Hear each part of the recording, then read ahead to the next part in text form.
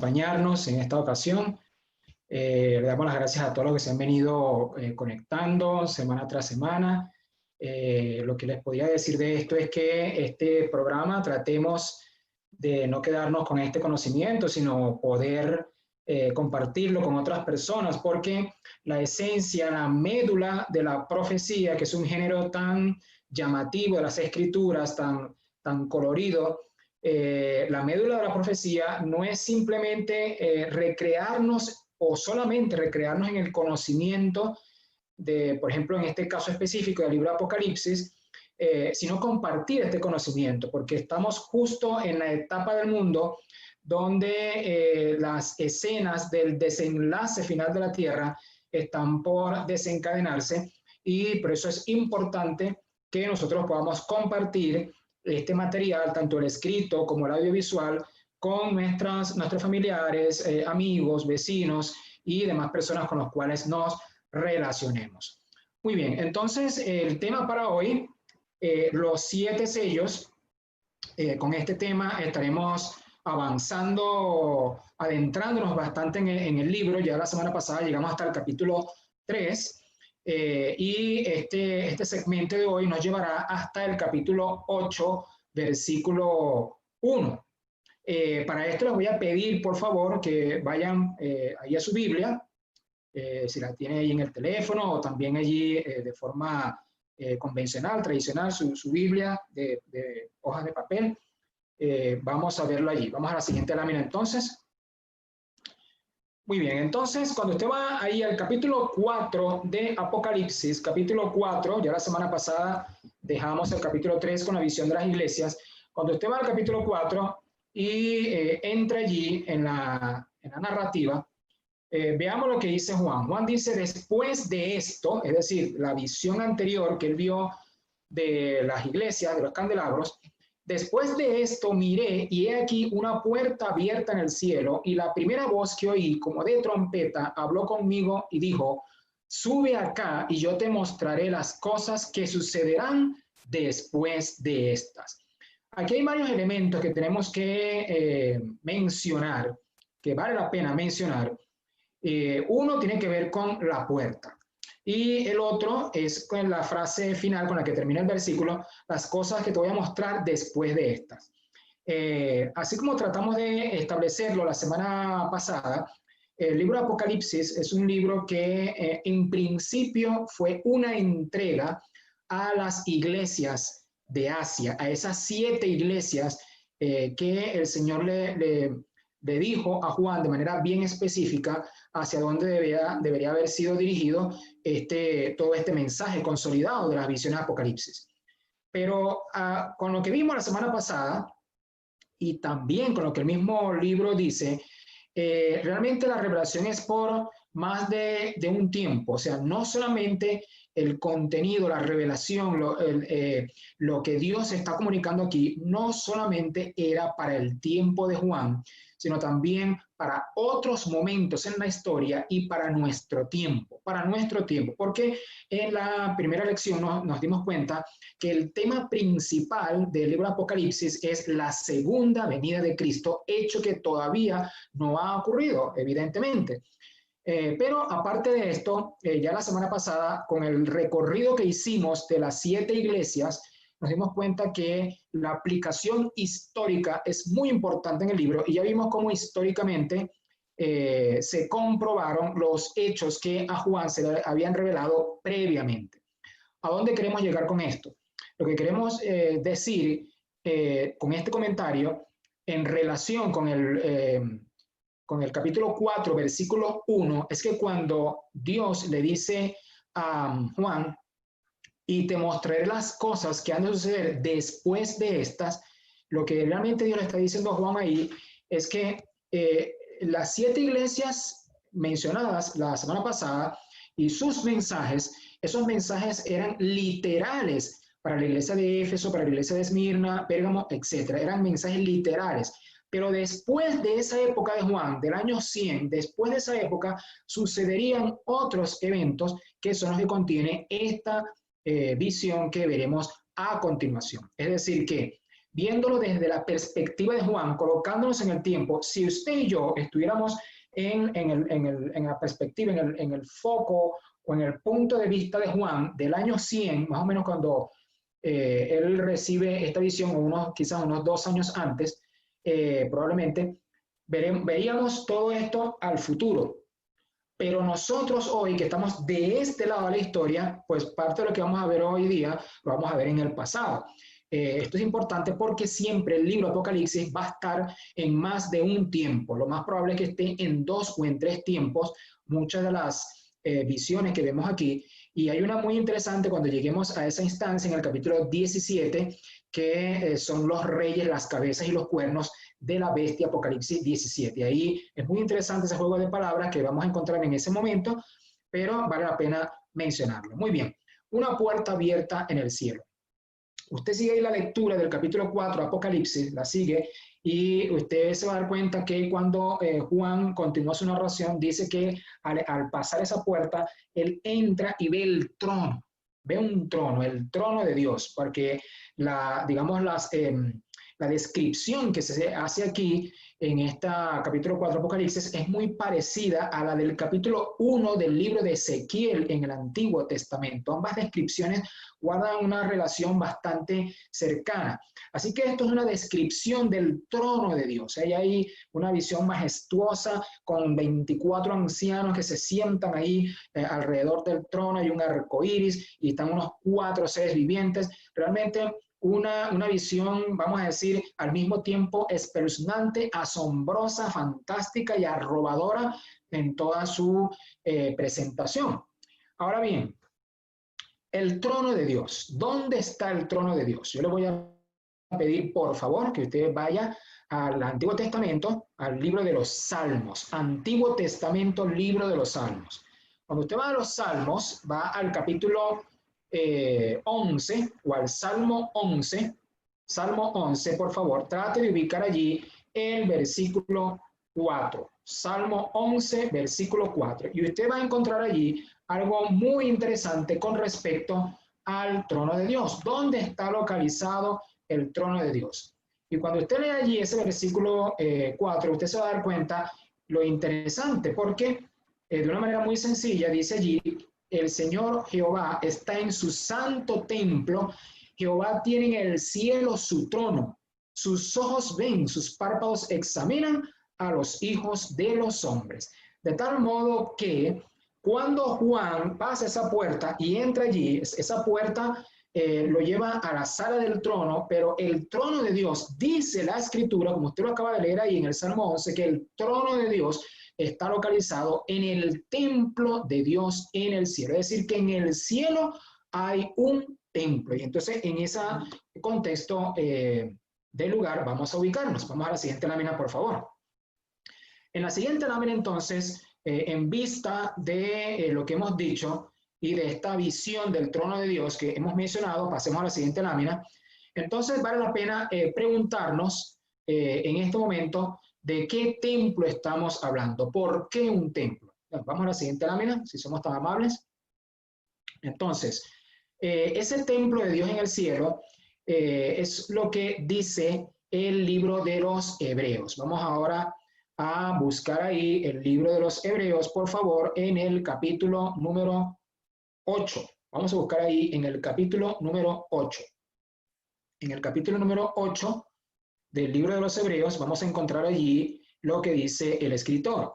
Y dice, ahora pues, el punto principal de lo que venimos diciendo es que tenemos tal sumo sacerdote que se sentó a la diestra de la majestad en los cielos, ministro del santuario y de aquel verdadero templo que levantó Dios y no el hombre. Muy bien. ¿Qué estamos viendo en esta segunda parte del versículo, de la cita? Pues ahí tenemos, pero con otras palabras, la seguridad que en el cielo hay un templo. ¿Por qué esto es tan importante? ¿Por qué? Les voy a invitar, por favor, que vayan al libro de Éxodo, capítulo 25, y pasamos a la siguiente lámina. Éxodo, capítulo 25. Éxodo, capítulo 25, y vamos a buscar allí en los versículos 8 y 9. cuando Moisés sube a la montaña del Sinaí, porque este capítulo 25 está localizado temporalmente en la época cuando se produjo el éxodo, la salida de Egipto, y los israelitas caminaron en la península del Sinaí hasta que llegaron a la montaña del Sinaí. Moisés sube a recibir los mandamientos de Dios, pero cuando Moisés sube no solamente recibió los mandamientos, recibió otras leyes más que están contenidas en el libro de Éxodo, y también recibió otras leyes que están contenidas en el libro de Levítico. Pero parte de las instrucciones que Moisés recibió ahí era de construir un santuario. Y ustedes ven ahí que dice el versículo 8, y me hará un santuario y habitaré en medio de ellos. Lo harás, Moisés, conforme al modelo que yo te mostré en el monte. Es decir, Dios le está mostrando a Moisés una maqueta, un modelo por el cual él debía ceñirse para construir un santuario aquí en la tierra. Y ese modelo tiene su original en el templo que está en el cielo. De tal forma entonces que el santuario que se iba a construir y que de hecho se construyó aquí en la tierra era una copia, era un derivado, era una presentación en miniatura del templo real que está en el cielo y que ya vimos en el Salmo 11 y que ya vimos en el capítulo 8 del libro de Hebreos que existe en el cielo. Entonces notemos ahí, vean ustedes que tenemos por favor, ahí, vamos a quedarnos allí. Tenemos allí esta visión completa del santuario que estaba en medio del campamento israelita. Tenía 3 tribus de Israel al norte, 3 tribus al sur, 3 al este, 3 al oeste, y el santuario en todo el medio, en el corazón de la nación. El santuario tenía allí varias partes, una parte al aire libre, otras bajo techo, pero esencialmente lo que se hacía ahí, en ese lugar, era trabajar con los sacrificios, con el sistema de sacrificio que empezó en el Edén cuando se sacrificó el primer cordero y que permaneció en el tiempo hasta que se le dio un sistema, como lo vemos allí. Vamos ahora sí a la siguiente lámina. Con el correr del tiempo, unos 480 años después que se empezó a construir ese santuario anterior, el rey Salomón, hijo de David, cuando llega a ser rey de Israel, entonces comienza su gran obra arquitectónica durante su reinado, que fue la construcción del templo, lo cual comenzó a ocurrir más o menos entre el año 966 y 965 antes de Cristo, 480 años después de la salida de Egipto. ¿Cómo sabemos esa fecha? Bueno, porque usted lo puede encontrar, usted va a buscar, por favor, puede buscar ahí en el Antiguo Testamento, puede buscar el primer libro de los Reyes, el capítulo número 6, versículo 1. Primer libro de los Reyes, capítulo 6, versículo 1. Ahí usted va a encontrar que esto ocurrió en el año en el 480 después del Éxodo, lo que nos lleva a que el Éxodo ocurrió en el año 1445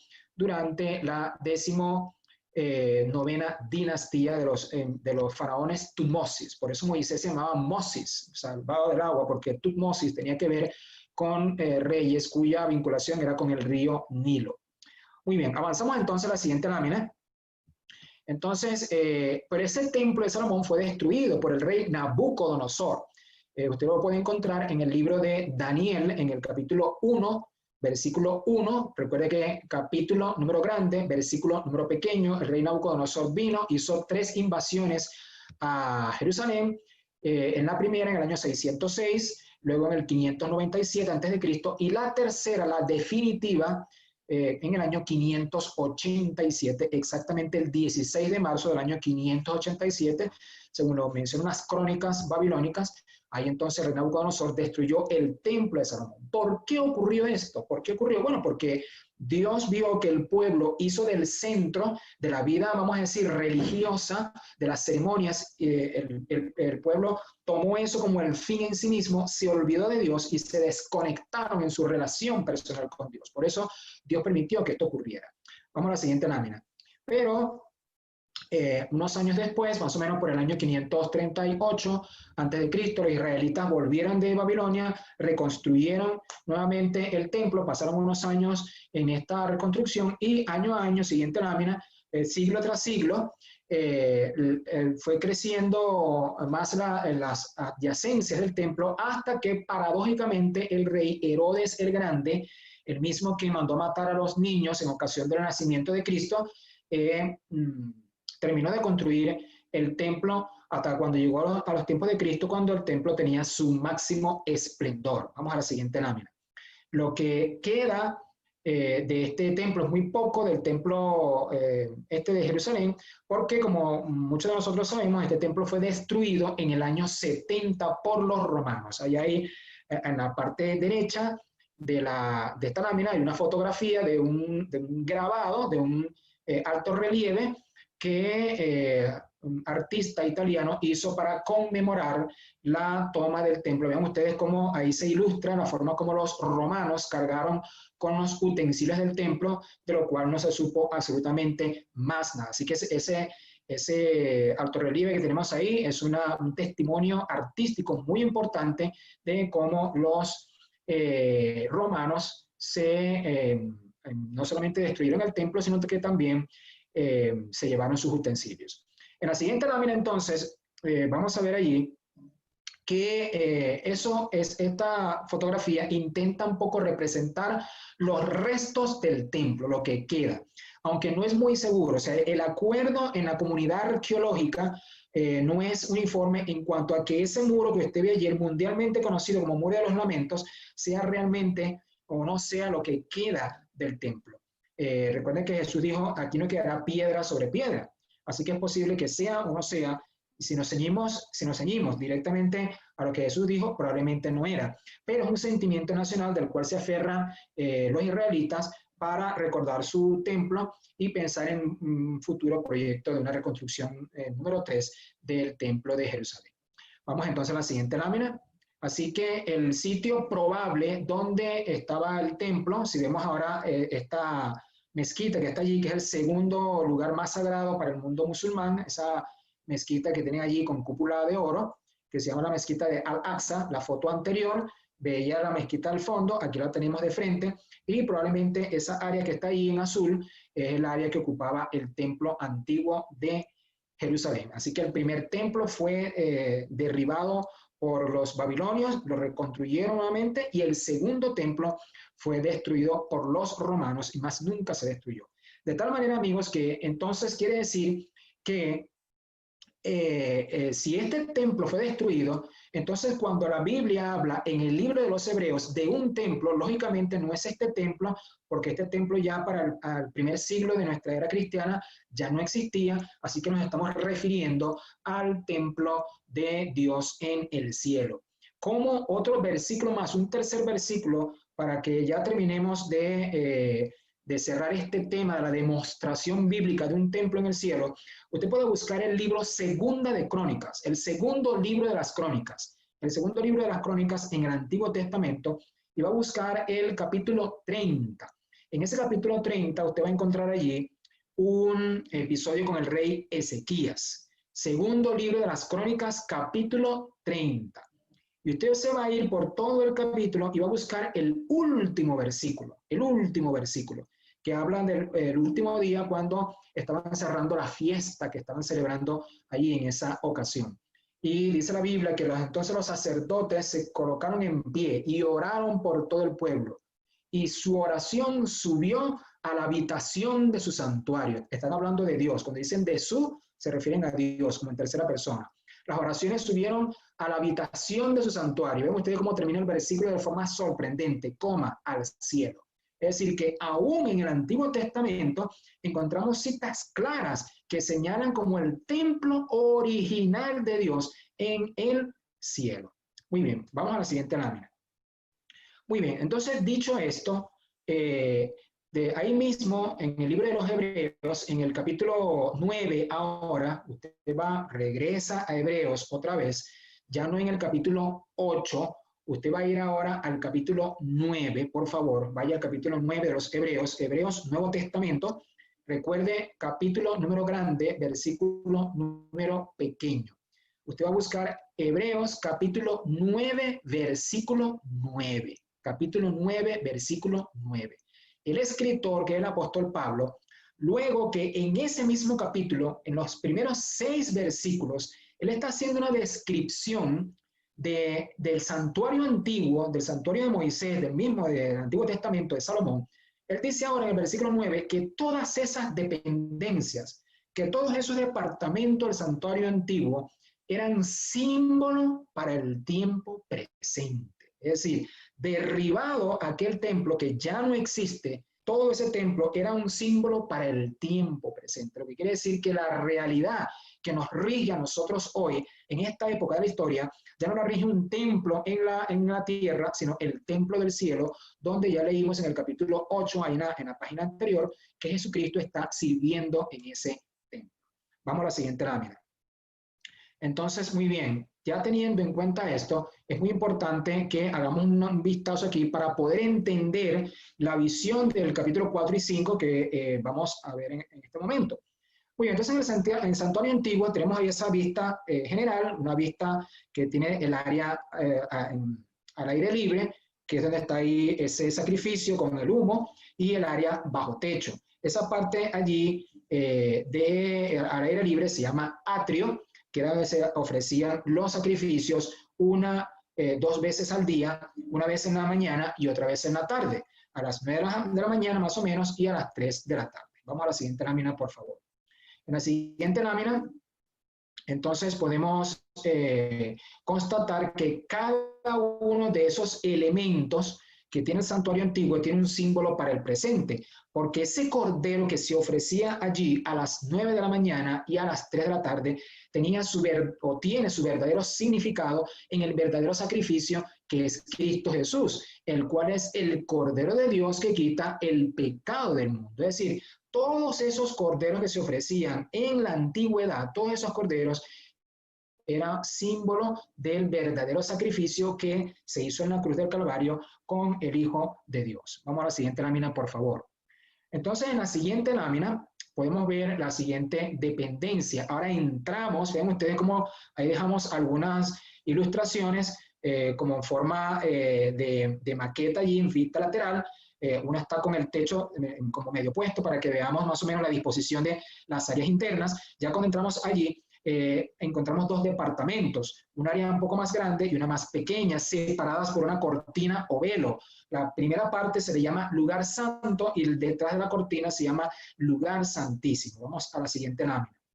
Muy bien, entonces con esto en mente, siguiente lámina por favor, entonces ahí tenemos ya los 2 compartimientos y ya tratando de ubicar cada uno del mobiliario que había ahí dentro de esa área techada. Vamos a la siguiente lámina.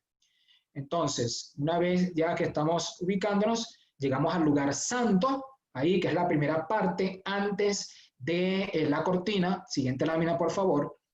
Y ahí podemos ver a continuación cuál era el mobiliario que había en ese lugar santo. En primera instancia está el que está abajo, en la parte inferior, el candelabro de oro, luego la mesa de los panes y en tercer lugar el altar del incienso. Estos 3 elementos son muy importantes. Trate de grabar esta imagen en su mente para que no olvide esto que estamos diciendo. Primero el candelabro de oro, segundo la mesa y tercero el altar del incienso. Vamos a la siguiente lámina, por favor. Entonces ahora, en esta siguiente lámina, usted puede ver este mobiliario, pero ahora una perspectiva como que si usted estuviera entrando, usted está en la puerta de la tienda de campaña, ahí de la tienda de reunión. Usted iba a encontrar el candelabro a su mano izquierda, la mesa a su mano derecha y el altar del incienso ahí al final, frente al velo, y detrás del velo, de ese velo, estaba el lugar santísimo. Vamos entonces a la siguiente lámina. Entonces, el candelabro es muy importante, amigos, es muy importante porque si nosotros recordamos la primera visión o la primera lección que tuvimos y la de la semana pasada, usted va a recordar entonces que para el libro Apocalipsis tiene una vinculación, esto del candelabro, con el libro Apocalipsis. Por eso vamos a la siguiente lámina. Y ahí vamos a encontrar entonces en esta siguiente lámina que cuando Juan ve a Jesús en la primera visión, porque recuerden que la semana pasada dijimos que el libro Apocalipsis tiene 10 visiones. La semana pasada vimos la primera, que fue la de la de las 7 iglesias, que también se le llama la visión de los candelabros, porque cada candelabro simboliza una de las iglesias. Pero el punto focal que queremos mencionarle aquí es que Juan está viendo a Jesús en el santuario del cielo, es decir, lo ve en medio de los candelabros. ¿Por qué son varios candelabros? Bueno, porque el templo de Salomón ya tenía varios candelabros. Lo que quiere decir entonces lo siguiente, mire, si el libro de Apocalipsis fuera una película o fuera una miniserie, algo así, Dios sería el director de la película. Dios es el director de la película. El héroe de la película es Jesucristo. El estudio de grabación donde se rueda, donde se graba la película es el santuario del cielo. Y las escenas exteriores, lo que se graba ahí al aire libre, que no es un estudio sino afuera, las escenas exteriores se graban en la tierra. El villano es el diablo y los actores de reparto somos nosotros y los ángeles. Así que la primera visión que Juan ve a Jesús, la primera vez el primer encuentro que tiene con él en el capítulo 1, que lo ve vestido de una ropa espléndida, con un rostro refulgente y en medio de los candelabros, ahí lo que está haciendo Dios con Juan es mostrándole a Cristo en el santuario. ¿Por qué muestra Dios a Cristo en el santuario? Porque recuerden que es la revelación que Dios le dio. Porque Dios quería que Juan captara ahora el trabajo que Jesús estaba haciendo en el cielo como nuestro intercesor. Ya no lo podía mostrar como Jesús en la cruz, ya no lo podía mostrar como el Jesús de la tierra, porque Jesús de la tierra subió, fue glorificado, y entonces ahora con esta nueva función que él adquiere de ser nuestro intercesor, pues ahora hay que mostrarlo con sus ropas sacerdotales. Por eso él está vestido de blanco, así como Juan lo vio en la primera visión. Ahora pasamos a la segunda parte del lugar santo. Recuerden que yo les dije hace unas láminas atrás, graben bien la imagen, candelabro, mesa y altar del incienso. Pues bien, este segundo implemento que nosotros vemos allí simboliza o nos conecta, más bien nos conecta con el tema de estudio de hoy. Porque ¿dónde está viendo Juan ahora la escena? Ya Juan no ve unos candelabros, ya los candelabros quedaron atrás. Ya los candelabros significa la primera parte de toda la revelación que Dios le está dando. Ahora viene la segunda parte, que es la mesa, pero Juan no ve una mesa. Juan ve un trono. Juan ve un trono allí. Y entonces dicen, pero ¿cómo el trono? Sí, el trono, porque el trono de Dios es movible, el trono se puede mover, como lo vemos allí en el libro de Ezequiel, capítulo 1. Usted va al libro de Ezequiel con calmita, esta noche, mañana, usted estudia ahí el capítulo 1 de Ezequiel y usted va a ver cómo el trono de Dios tiene unas ruedas que se pueden mover. Pero sobre esa mesa, vean ustedes que hay allí unos panes. Si usted va al libro de Juan, por favor, al Evangelio de Juan, el cuarto Evangelio, cuando usted comienza a ver el Nuevo Testamento, el primer libro se llama Mateo, el segundo se llama Marcos, el tercero se llama Lucas y el cuarto es Juan. El cuarto Evangelio, Juan. Usted va al cuarto Evangelio en el Nuevo Testamento, en el capítulo número 6, y usted va a encontrar en ese capítulo 6 en repetidas ocasiones, una de ellas en versículo 35, cuando Jesús dice, yo soy el pan de vida. Yo soy el pan de vida. Pero ahí vemos no una hilera, sino 2 hileras de panes. Estas hileras que están ahí del pan de vida se refieren al Padre y al Hijo.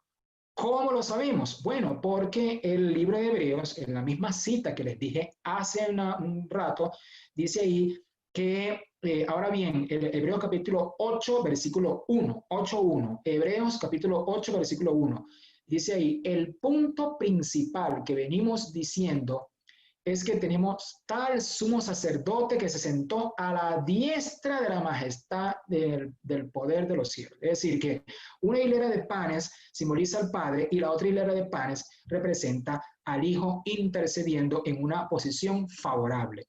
¿Por qué esto es también tan importante aquí? Bueno, porque estos espacios que estamos viendo del candelabro y de la mesa y también del altar son el área de intercesión. Es decir, nada de lo que está escrito en la Biblia es por casualidad.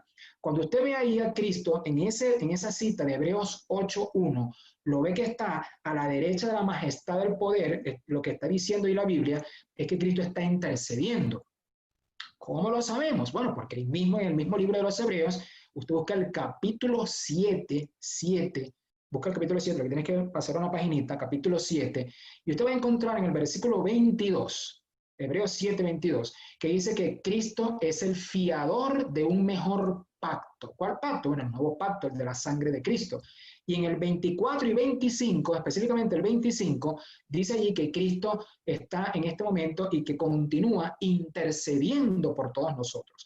De tal forma que lo que queremos decirle es que ese espacio, esa sala del trono, ese lugar a donde Juan está contemplando, que es el trono de Dios, realmente Juan está dentro del santuario del cielo y específicamente colocado en el área donde está la mesa de los panes. Ahora bien, aparte de esto, esta visión del capítulo 4 está conectada con el capítulo 5. Vamos a la siguiente lámina, por favor. Vamos a la siguiente lámina. Entonces, ya estamos viendo allí el trono de Dios que simboliza esta mesa de los panes, como ya lo hemos dicho. Pero fíjense que hemos dicho que hay 2 hileras de panes. De esto no lo vamos a dejar por allí colgando y ahora vamos a retomar otra vez. Vamos a la siguiente lámina. Entonces, en la siguiente lámina tenemos esto justamente que he dicho, que no solamente aparece en la carta de los Hebreos, capítulo 8, versículo 1, sino que Esteban, cuando fue apedreado, ahí en Hechos, capítulo 7, él antes de morir, él dice que vio allí una visión del trono de Dios y al Hijo, a Cristo, a su lado, intercediendo. Vamos a la siguiente lámina. Entonces, en la siguiente lámina tenemos un tercer mobiliario que lo vamos a ver en la próxima lección, donde aparece ahora el altar del incienso y que está en el capítulo 8 Apocalipsis, del versículo 2 en adelante. Es decir, que va por orden. Vean ustedes que todo es un orden. Primero el candelabro, luego la mesa y luego el altar. Los mismos 3 muebles que hemos dicho del lugar santo están en orden en el libro de Apocalipsis. Vamos a la siguiente lámina. En la siguiente lámina entonces vemos que toda esta obra, lo que se hacía con el candelabro, lo que se hacía con la mesa de los panes y lo que se hacía con el altar del incienso en la antigüedad, todo eso era una obra en aquellos tiempos de intercesión, representando la obra de intercesión que Cristo tiene para nosotros hoy. Siguiente lámina, por favor. Muy bien, entonces, dicho esto, lo único que nos queda del mobiliario del santuario es el lugar santísimo, que es el arca del pacto, y que esa arca del pacto usted lo va a encontrar en el capítulo 11 de Apocalipsis, capítulo 11, ahí de Apocalipsis, el versículo 19. Apocalipsis, capítulo 11, 19. Recuerde, capítulo número grande, versículo número pequeño. Capítulo 11, versículo 19. Y con esta presentación del arca del pacto, entonces ya se terminan de mencionar todos los muebles del santuario. Este asunto del arca del pacto lo veremos más adelante en una lección posterior. Siguiente lámina. Muy bien, entonces, dicho esto, el sacerdote ahí en ese lugar santísimo, el último espacio del santuario, el más recóndito, entraba una sola vez al año, el sumo sacerdote. Vamos a la siguiente lámina. Eso entonces, también todo eso es símbolo para el tiempo presente, como lo dice el mismo libro de los Hebreos, capítulo 9, versículo 9. Siguiente lámina.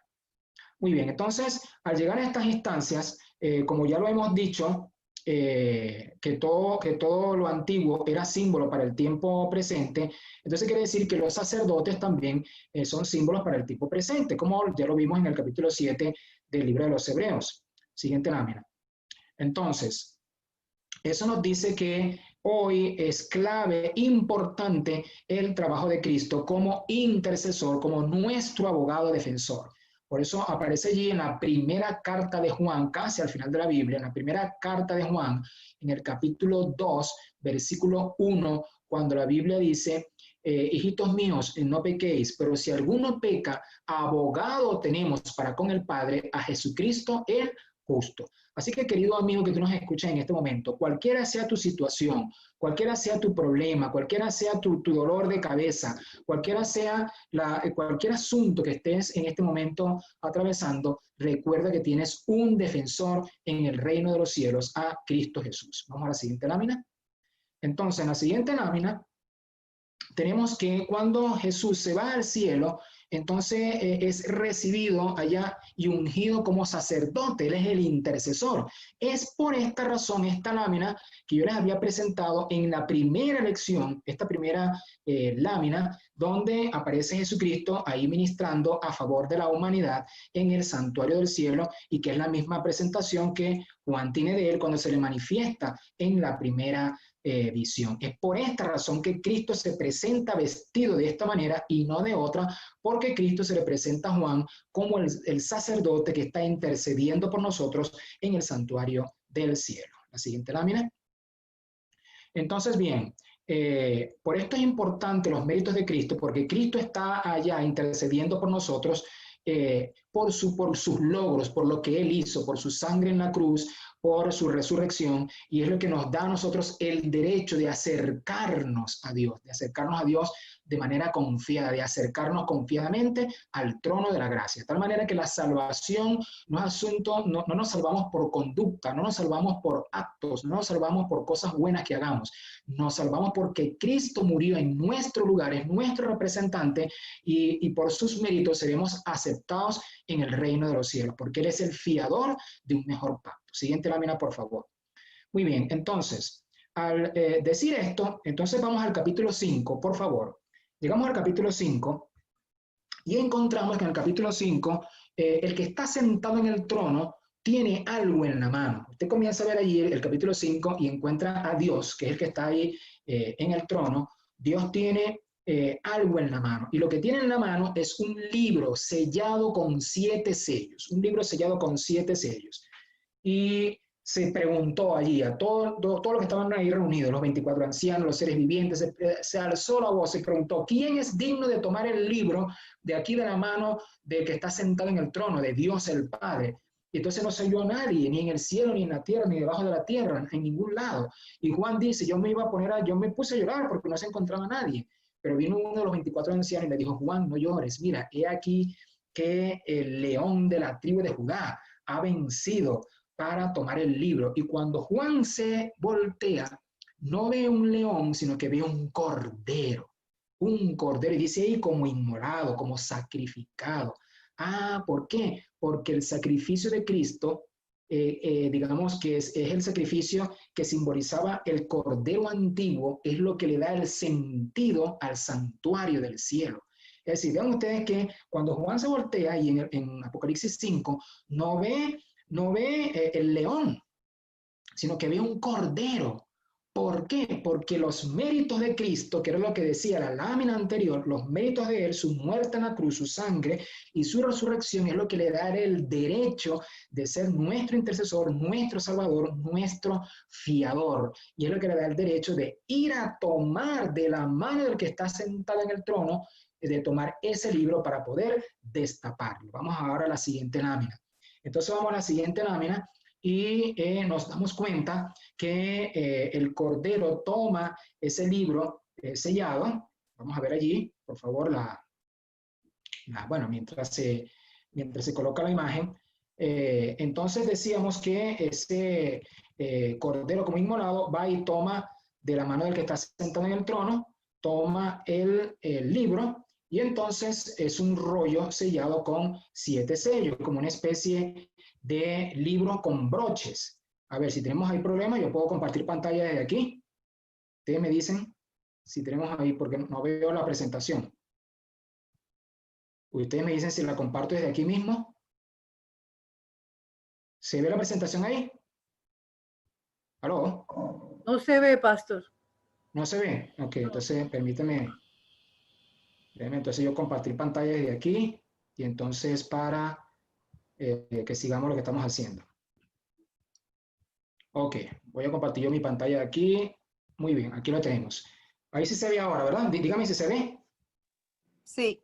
Ok, muy bien. Entonces, ahí el Cordero va y toma de la mano del que está sentado en el trono el libro de sellos, y es un libro que tiene como unos broches, como unos sellos, y se va abriendo a medida que se va destapando ese rollo, se va entonces quitando, desajustando, desabrochando uno de esos sellos. De esta manera, amigos y amigas, llegamos al capítulo 6. Vamos al capítulo 6 de Apocalipsis, por favor. Capítulo 6.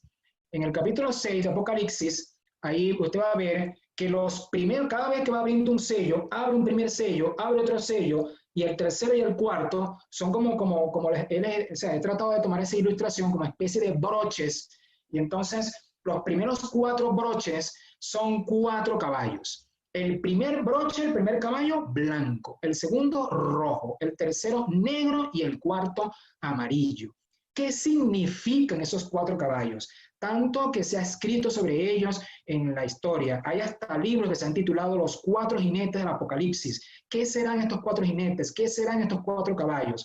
Bueno, realmente tienen varias aplicaciones, pero la que más nos conviene en este momento es decirle que los 7 sellos en conjunto son la historia también del cristianismo desde los tiempos de Juan hasta hoy. Por eso a Juan se le dice, te mostraré lo que ha de suceder después de esto. O sea, después que le envíen los mensajes a las iglesias, lo que va a suceder en el mundo, Juan, es esto que viene a continuación. Entonces, el caballo blanco que ustedes ven ahí, el caballo blanco que está a la izquierda, ese caballo blanco simboliza la iglesia apostólica, la iglesia primitiva, la iglesia de la pureza doctrinal. Eso es, y tiene ese jinete que es el mismo Cristo, que la capitanea para seguir venciendo y continuar venciendo. Luego tenemos el caballo de al lado, el rojo, que fue lo mismo que vimos la semana pasada del tiempo de las persecuciones romanas, y ese rojo representa la sangre que los mártires derramaron por causa de la palabra de Dios. El caballo negro de tercero que vemos ahí, el caballo negro, simboliza entonces cuando cesaron las persecuciones, comenzaron a llegar las tinieblas espirituales al cristianismo, a la iglesia cristiana, porque no solamente a través de Constantino, el Grande, sino a través de muchos otros actores, el cristianismo comenzó a contaminarse en su pureza, y ya no fue más una doctrina pura, ya no guardó más su carácter santo, peculiar, ya no fue más perseguido por Roma, sino que ahora se convirtió en una experiencia negra, en una experiencia oscura. La doctrina se oscureció. Lo primero que se hizo fue romper la ley de Dios al introducir un día de reposo diferente, y poco a poco se comenzaron a introducir otras creencias como la adoración a los santos, como por ejemplo las indulgencias, la compra del perdón de los pecados, la introducción de la doctrina del infierno, de la vida después de la vida, y otra cantidad de cosas que en la palabra de Dios nunca han sido reveladas. Es por eso entonces que el tercer caballo da como resultado el cuarto. Pero hay otro elemento más que tiene el caballo negro, que es que tiene ahí una balanza, y también se dice que hay un precio por el cual se compra, se vende el trigo y la cebada. Ahí lo que quiere decir es la escasez de la palabra de Dios en esos tiempos. Se volvió negra la experiencia cristiana también, porque densas tinieblas de ignorancia invadieron el cristianismo, y la palabra de Dios era escasa. Pero vean ustedes que dice ahí, pero no dañas el aceite ni el vino. Es decir, ni la provisión del Espíritu Santo, ni la provisión de la sangre de Cristo, con su muerte en el Calvario y la intercesión en el cielo, debían ser quitadas de la humanidad. Y ese tercer caballo entonces da como resultado el cuarto, que es la muerte espiritual, la muerte, es decir, el cristianismo, ya cuando llegamos a las postrimerías de la Edad Media, el cristianismo estaba en bancarrota, porque por haber abandonado la palabra de Dios y tratar de dirigir un cristianismo basado en doctrinas de hombres, pues el cristianismo estaba en una condición de muerte espiritual. Entonces, esto nos lleva a la siguiente lámina, que es la del quinto sello, que usted va a encontrar allí a partir del versículo 9, quinto sello. Entonces, justamente, usted cómo sigue la historia de manera también muy ceñida, y usted ve allí entonces que aparecen las almas de los mártires. Ya no los mártires del Imperio Romano, sino los mártires cristianos, los valdenses, los protestantes, los cátaros, los albigenses, que eran perseguidos por Roma por, digamos, defender y vivir lo que dice la palabra de Dios. Ahora usted va a encontrar allí algo bien interesante, porque este es un versículo que se ha tomado muchas veces como para decir que la gente sigue viviendo después que muere y que hay un infierno en la tierra. No, debajo de la tierra. Porque ahí se hace hablar a los mártires que reclaman a Dios y le dicen, ¿hasta cuándo, Señor? ¿Hasta cuándo, Señor, no vengas nuestra sangre de los que moran en la tierra? Y entonces dice ahí la Biblia que se les dijo que descansasen todavía un poco de tiempo hasta que se completara el número de ellos.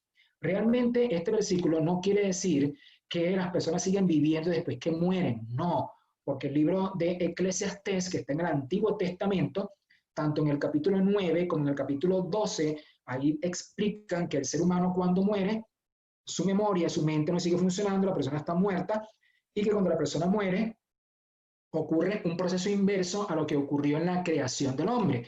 Cuando la persona muere, el aliento de vida que Dios le dio regresa a Dios y el polvo, el cuerpo se diluye y se vuelve polvo como era cuando Dios estaba creando a Adán. Aquí realmente lo que estaba ocurriendo es un recurso literario de humanización para explicar que la sangre de los mártires no iba a quedar impune.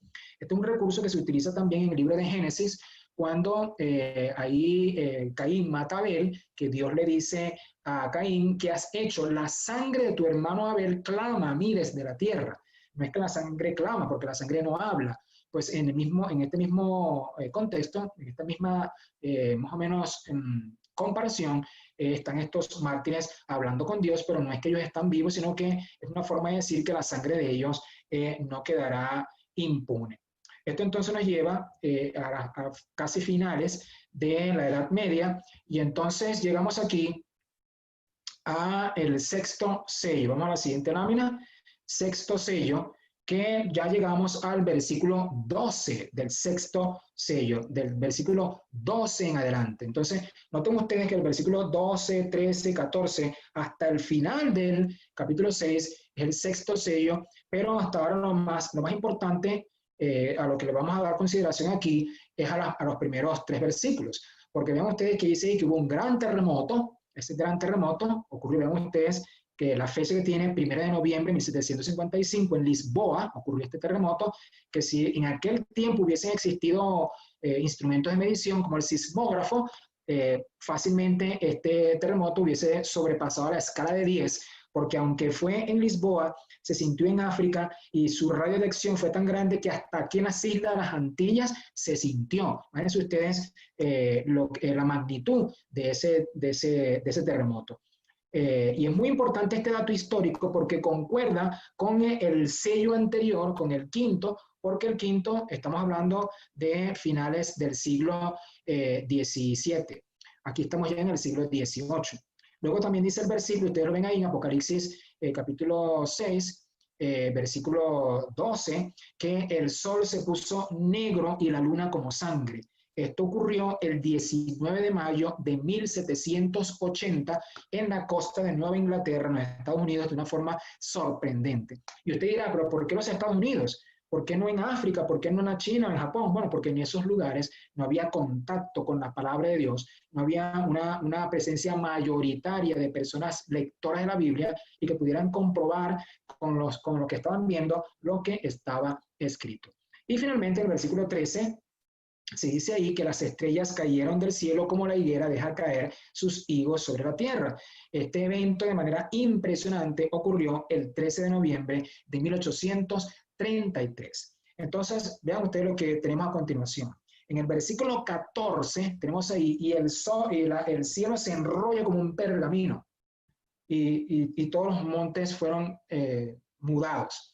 Pues, ¿en qué momento del sexto sello nosotros nos encontramos? Atención, cuando a ti, querido hermano o hermana, o a ti, querido amigo invitado, te pregunten, bueno, ya que tú estás estudiando el libro Apocalipsis, dime tú, ¿en qué momento del libro Apocalipsis nos encontramos?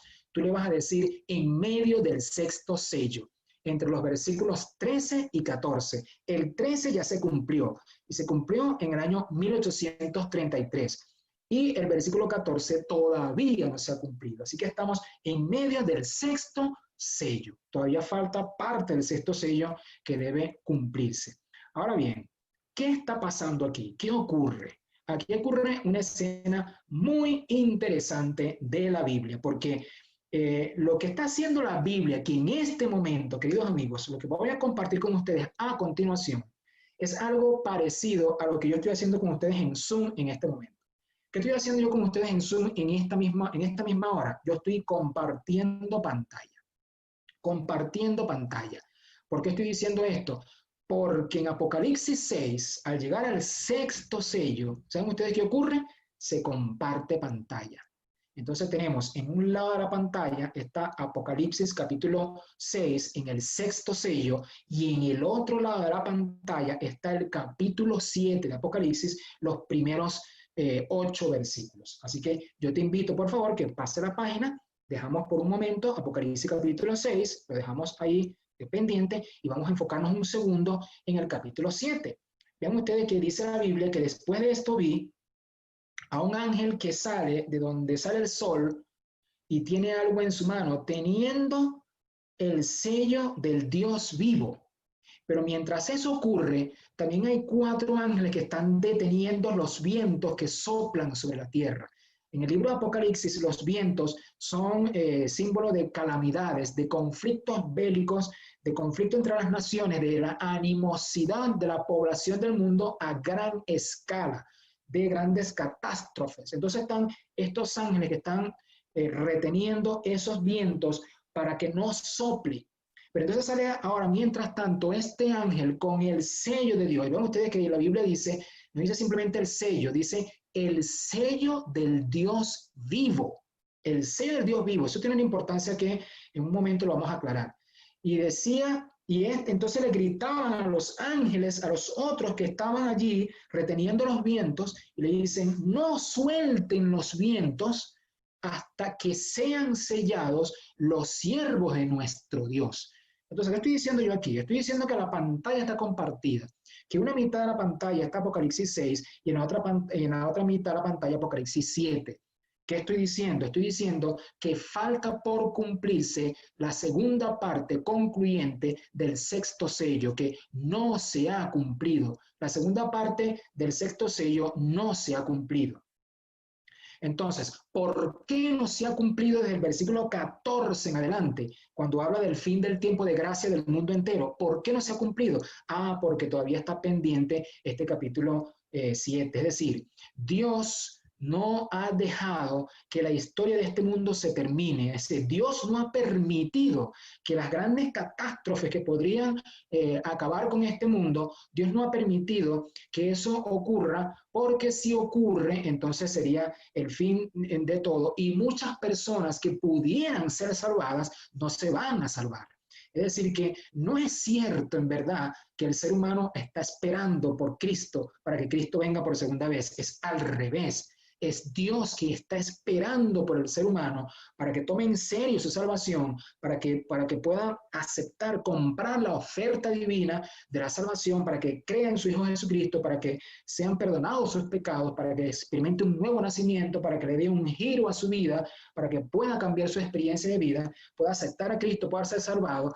Y cuando ya entonces tú, querido amigo que me estás escuchando, o cuando tu amigo y el amigo de tu amigo, tu cuñada, tu suegra, tu mamá, tu tío, tu esposo, tu esposa, acepten este evangelio precioso, entonces se soltarán los vientos, porque los que Dios quiere, que son todos los seres humanos, pero los que Dios quiere que se salven, aceptaron la oferta, la salvación, y entonces se sueltan los vientos para que entonces se cumpla el sexto sello que falta por cumplirse. Ahora bien, dice entonces el mandato a los ángeles, no suelten los vientos hasta que sean sellados los siervos de nuestro Dios, con el sello del Dios vivo. ¿Qué es el sello? Pues fíjense usted, ahí lo tenemos a continuación, el sello no se trata de una marca, de algo visible que se pueda ver, sino que es un afianzamiento en la verdad. Es decir, la persona, una convicción completa acerca de entregarse a Cristo, un compromiso indestructible, una entrega total a Dios, de tal manera que la persona es inconmovible, como lo dice el Salmo 125, que los que confíen en el Señor son como el monte de Sión, que no se mueve, inconmovible. Pues eso es el sello. El sello es una persona que se atascó, que se aferró a Cristo como una calcomanía, que se pegó y nadie lo separa de él. Un afianzamiento en la verdad. Muy bien. ¿Pero qué contiene el sello? Bueno, contiene el nombre del Padre. ¿Cómo sabemos eso? Bueno, vamos un segundito nada más al mismo libro Apocalipsis, ahí donde estamos, pero vaya al capítulo 14. Vaya al capítulo 14. Entonces, en el capítulo 14, te va a encontrar ahí, que dice el Juan, capítulo 14, desde el 1 ahí, fue llevado en visión y vio a 144,000, que por cierto no es un número literal, no es literal, es simbólico, porque el libro Apocalipsis es un libro simbólico, de naturaleza simbólica. Ya las tribus de Israel no existen y Dios haría acepción de personas si Él tiene reservadas exactamente 12,000 personas por cada tribu. O sea, entonces, si son 144,000 más uno, ese uno no se salva porque sale del número exacto. Pues no es así, esto es un símbolo, este número 144,000. Muy bien, entonces vieron los 144,000 que tenían el sello de Dios, pero que tenían el nombre del Padre. El nombre quiere decir el carácter de Dios, es decir, las personas que sean selladas, que reciban el sello, digamos, lo recibirán porque se han esmerado en que el Espíritu Santo los controle y para que ellos desarrollen en su vida el propio carácter de Dios. Y ahí lo vemos a través de la influencia del Espíritu Santo. Y ahí tenemos también entonces lo que dice Efesios 4:30, la carta a los Efesios que escribió Pablo, capítulo 4, versículo 30, cuando él escribió allí que dice que por nuestra forma de vivir no alejemos al Espíritu Santo de Dios con el cual nosotros fuimos sellados. De tal forma entonces que nosotros somos sellados por el Espíritu Santo. Recuerden que en la primera lección vimos que son tres personas. Dios manifestado en tres personas, el Padre, el Hijo y el Espíritu Santo, que se menciona en la segunda parte de Apocalipsis capítulo 1, versículo 4. Muy bien, pero ¿qué otras consideraciones podemos hacer del sello? El sello de Dios nunca será puesto en la frente de un hombre o una mujer impuros.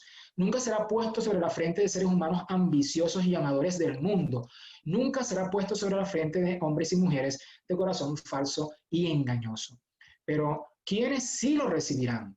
¿Quiénes sí? El sello de Dios viviente será colocado sobre los que son semejantes a Cristo en carácter.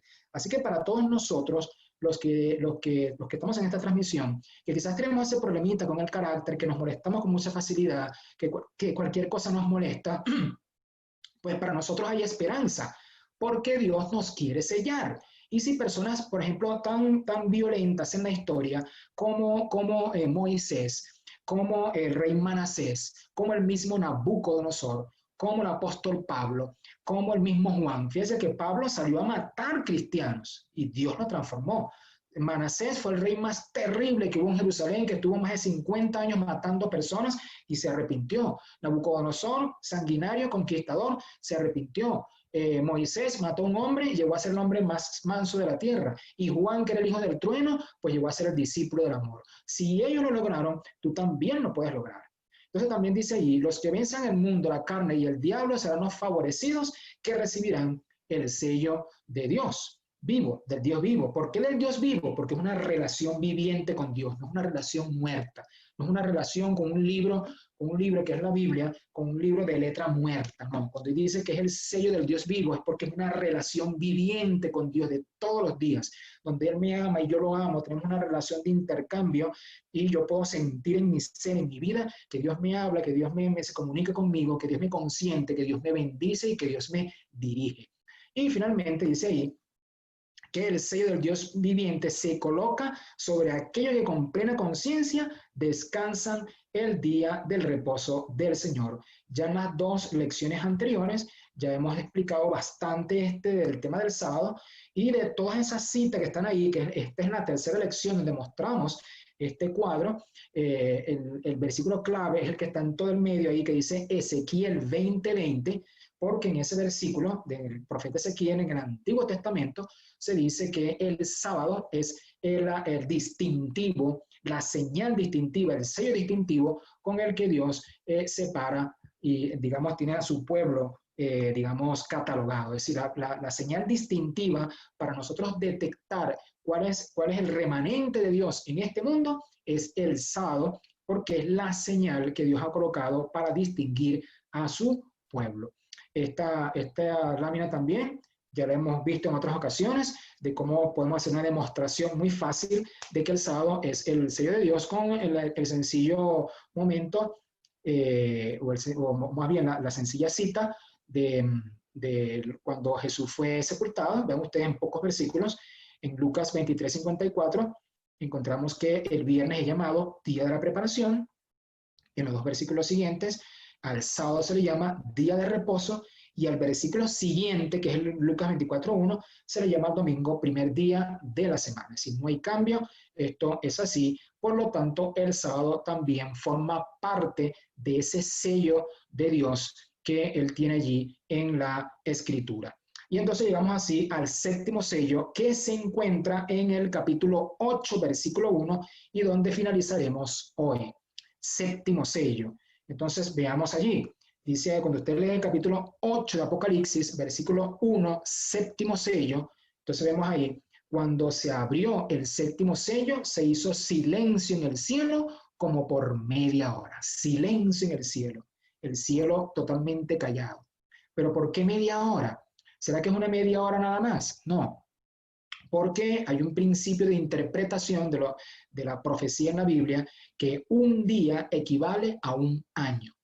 Si un día equivale a un año, con una simple regla de 3, podemos encontrar que media hora de las 24 horas del día, tú divides una hora del día en 24 partes y te van a dar 24 partes de 15 días cada una, medio mes.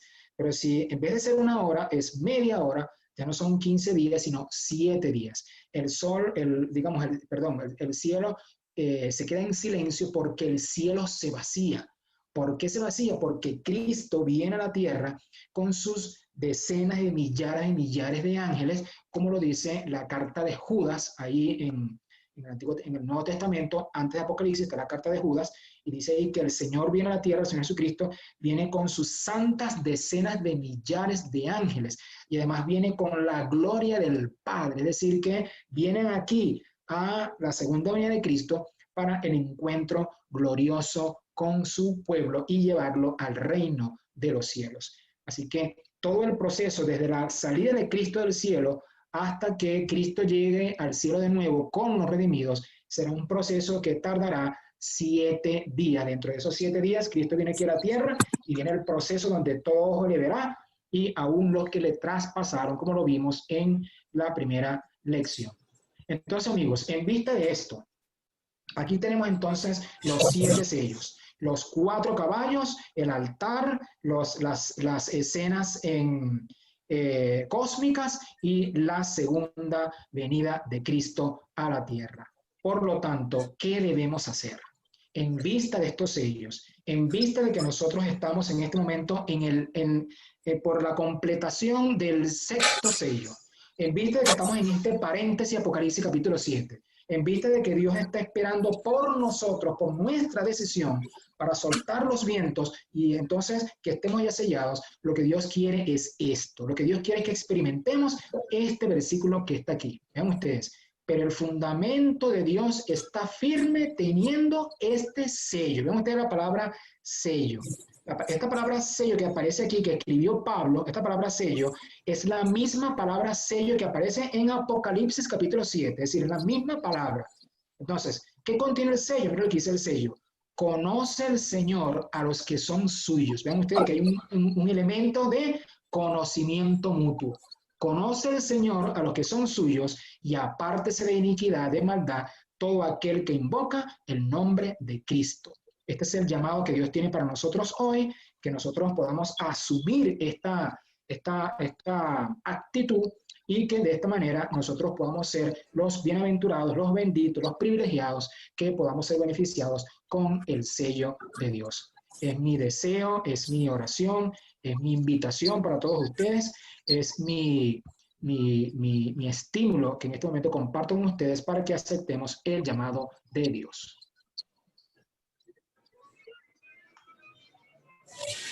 Pastor, ¿va a orar, por favor? Sí, vamos a orar. Gracias, Señor, por este momento que nos has dado. Gracias por tus bondades. Gracias por tus infinitas misericordias. Gracias por este aprendizaje. Permite, Señor, que sea cabalmente aprovechado por nuestro ser y que seamos beneficiados con el don de la salvación y el don del perdón de los pecados y el don de tener la esperanza de la vida eterna. Gracias por este momento. En el nombre de Jesús. Amén.